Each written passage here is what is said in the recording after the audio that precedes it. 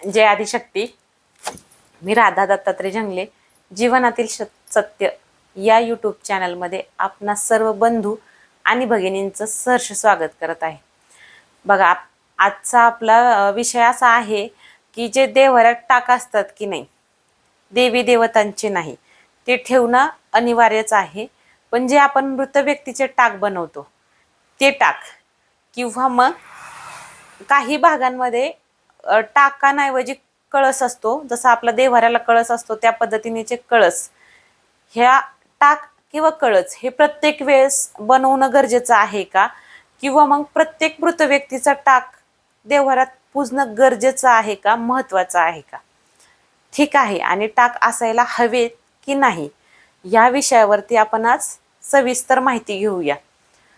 बघा, आता काही भागांमध्ये एक कळस प्रथा असते आणि काही भागांमध्ये टाक बनवतात. जसे आपण आपल्या देवी देवतांचे टाक बनवतो तसेच मृत व्यक्तीचे टाक बनवतो.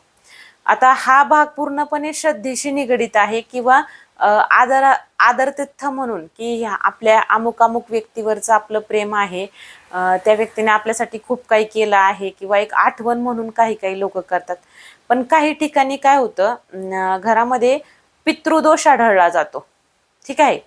तर पितृदोष आढळल्यामुळं त्यांना पर्यार्थ सुख लाभावं म्हणून मूर्ती स्वरूपात नाही तर टाक स्वरूपात एक चांदीचा असा टाक असतो, आणि त्यावरती त्या व्यक्तीची स्त्री अगर पुरुष या दोन्ही रूपामध्ये प्रतिमा बनवून घडवून आणली जाते. चांदीचे असतात, पितळाचे नाही, पण मग तांब्याचे असतात. असे दोन प्रकारे ते टाक मिळाले जातात. आता प्रत्येक भागामध्ये जे काही पद्धत असेल तर ते त्या पद्धतीने मिळतात आणि त्याची देव्हाऱ्यात पूजा केली जाते. मला सांगा, देव्हाऱ्यामध्ये आपण कोणाची पूजा करतो? देवाचं की नाही? मनुष्य कशामध्ये राहतो? घरात राहतो. देव्हारा हा फक्त आणि फक्त देवासाठी बनवला आहे. आणि आपण मनुष्य आहोत, म्हणजे थोडक्यात आपण एक हाडामासाची व्यक्ती आहोत. आपल्याला काहीतरी नियम आहेत, जन्म घेणे, मरणे, ह्या शरीराची झीज, आजार, विकार, ह्या सगळ्या नाना परीने हा आपला देह बनलेला आहे आणि मनुष्य आहोत सगळ्यात आधी तर. ठीक आहे. ह्या सगळ्या गोष्टी असताना आपण जे स्थान आपल्या आराध्याला, देव म्हणजे ही संकल्पना खूप वेगळी आहे. भक्तीचं आदराचं स्थान म्हणजे देव आहे. म्हणजे प्रत्येकाचं एक वेगळं पूजेचं स्थान म्हणजे देव असतं. ठीक आहे. आराध्य असतं आपलं, ते कुळाला लागून असतं, त्यांचं एक स्थान खूप म्हणजे परमतत्व असतं ते. आणि त्याच्यासाठी आपण देव्हारा म्हणजे असं छोटासा लाकडी देव्हारा असतो, कोणाचा मार्बलचा असतो, ज्याच्या त्याच्या भावानुसार किंवा ज्याच्या त्याच्या ऐपतीनुसार आपण प्रत्येकजण देव्हारा बनवत असतो. तर लक्षात घ्या, देव हे खूप पवित्र आणि खूप वरच्या लेवलची गोष्ट आहे. मग मला सांगा, देव ही संकल्पना म्हणजे जेव्हा सृष्टी ही नव्हती तेव्हा परमेश्वर होता, आणि मनुष्य म्हणजे ही एक योनी आहे, हिचा एक काळ आहे, आणि आपण परमेश्वराच्या, ही जीवसृष्टी परमेश्वराच्या आशीर्वादाने उदयास आली आहे, किंवा हिचा अंत ही परमेश्वराच्या साक्षीने किंवा परमेश्वरामुळेच होतोय. तर मला सांगा, आपली आणि परमेश्वराची बरोबरी करून चालेल का? नाही चालणार ना. आपण सेवक आहोत, चाकर आहोत. आपली जागा ही पायरीवरच. ठीक आहे. मी असं म्हणणार नाही की तुम्ही लगेचच तुमचे देव्हाऱ्यातले टाक काढायचे आणि पाण्यात विसर्जित करायचे व काय. ज्याचं त्याचं आदरचं स्थान असतं, ज्याच्या त्याच्या भावना आहेत. काहींना असं वाटत असेल की आपल्याला पितृदोष होता, त्यानंतर आपण हे टाक बनवले आणि त्यानंतर आपल्याला फरक पडलेला आहे. तर असू द्या, काही हरकत नाही. पण प्रत्येक गोष्टीचा एक दर्जा बनलेला आहे. कुणी स्टेप्स असतात प्रत्येक गोष्टीचे, त्या त्या लेवलनी त्या गोष्टी घडल्या पाहिजे. तर बघा, देव हे खूप महत्त्वपूर्ण आणि खूप महत्त्वाचं स्थान आपल्या आयुष्यात आहे. देवाची भूमिका खूप महत्त्वाची आहे, कारण ते नाही तर कुणीच नाही. तुम्ही आम्ही तर सोडा, पूर्ण ब्रह्मांडच नाही, विश्वच नाही.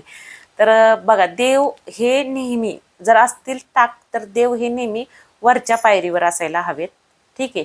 टाक वरच्या पायरीवरती, त्यानंतर तुमच्या ज्या काही पितळी मूर्ती आहेत त्या 2 नंबरच्या पायरीवर, 3 नंबरच्या पायरीवर तुम्ही जे काही बघा, आता काही लोक कासवेच्या प्रतिमेची पूजा करतात, घंटी असतो, शंख असतं, असं भरपूर काही आणखी दुसरे देव असतात, ते 3ऱ्या पायरीवरती.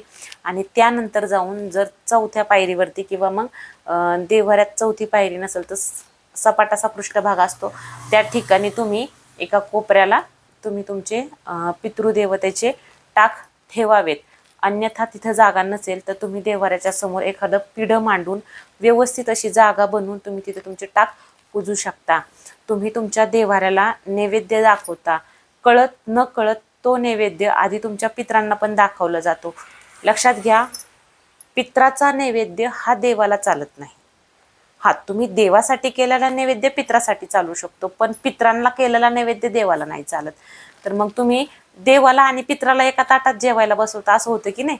मग प्रत्येकाचं जे जे स्थान आहे ते द्या. तुमचे आदरतिथ्य आहेत तुमचे पितृ, तर चांगली गोष्ट आहे, महत्त्वाचं आहे ह्या गोष्टी.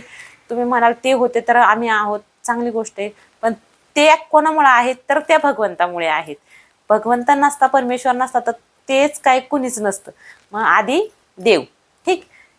पित्रांना शेवटच्या पायरीवर म्हणजे पहिल्या पायरीवर मांडा किंवा देवाऱ्या बाहेर एखादं पिढं ठेवून पूजा करू शकता. आणि जर काही गरज नसेल, पूर्व परंपरेत जर पूर्वजांनी बनवून ठेवले असेल आणि त्यांचा असण्या नसण्याने जर काही फायदा नसेल तुम्हाला देवरात त्या टाकाचा, किंवा आणखी काही वेगळे, आता हा भाग वेगळा आला ज्याच्या त्याच्या ह्याच्यानुसार आला घरातील अडीअडचणींशी संबंधित, तर ते पित्राचे टाक तुम्ही पाण्यात विसर्जित केले तरीही चालतील.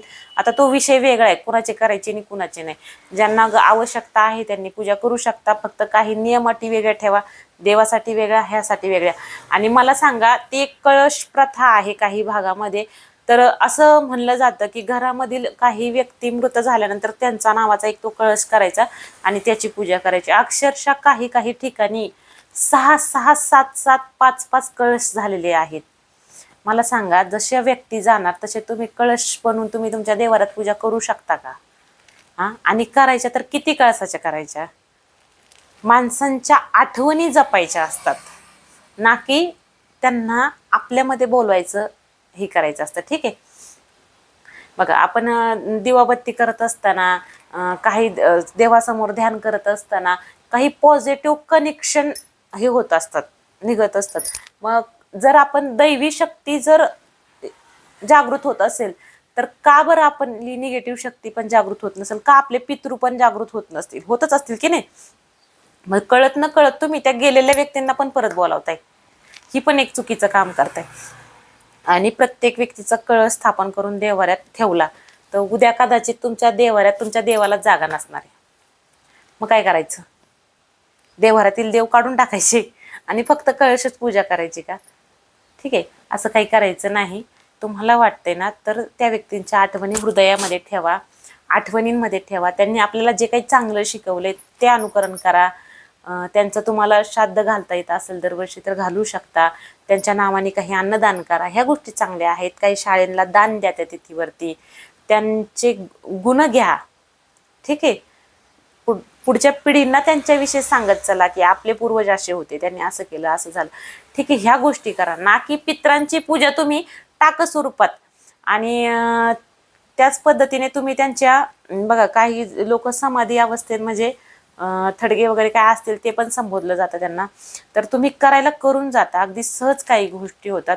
पण लक्षात घ्या, टाक झालं, थडगी झाली, किंवा त्यांच्या म्हणजे मूर्त्या स्थापन पण करतात काही लोक, ते कळश स्थापन करतात काही काही लोक, तर हे खरंच चुकीचं आहे. तुम्ही त्यांच्यामध्ये त्यांचा प्राण म्हणजे थोडक्यात प्राण परत ओतताय, म्हणजे कळत न कळत तुम्ही त्या शक्त्या परत जागृत करताय आणि ह्याची वाईट ही झळ बसू शकते तुम्हालाच. ठीक आहे, कळत न कळत चुकीची झळ तुम्हाला लागू शकते आणि तुमच्या घराला लागू शकते, इतरांनाही त्याचा त्रास होऊ शकतो. तर मला नाही वाटत की ह्या सगळ्या गोष्टी करणं गरजेचं आहे. टाक, मूर्ती, कळश किंवा काही त्यांचे थडगे म्हणा किंवा काही अन्य गोष्टी आठवणी स्मृतार्थ करणं गरजेचं आहे. आता जे संत पुरुष होऊन गेले, खूप योगी आहेत किंवा खूप असं म्हणजे त्यांचं नाव लौकिक झालेलं आहे, समाजासाठी त्यांनी काही केलं असेल तर त्या व्यक्तींचं स्थान वेगळं असतं. त्यासाठी लोक त्यांची स्मृतार्थ काही गोष्टी करून ठेवतात, तर तो भाग वेगळा आला. पण टाक आणि कळश किंवा त्यांच्यासाठी पाषाणरूपी काही समाधी वगैरे शक्यतो बांधू नका. ह्याचे तोटेही तुम्हाला सहन करावे लागतील. आणि ह्यांच्या पूजेचे पण काही नियम आहेत, देवाची पूजा ह्यांच्याबरोबर केली जाणार नाही. त्यांचं स्थान देवापेक्षा कमीच असायला हवं. देवाच्या बरोबरीने टाक तुम्ही पूजू शकत नाही.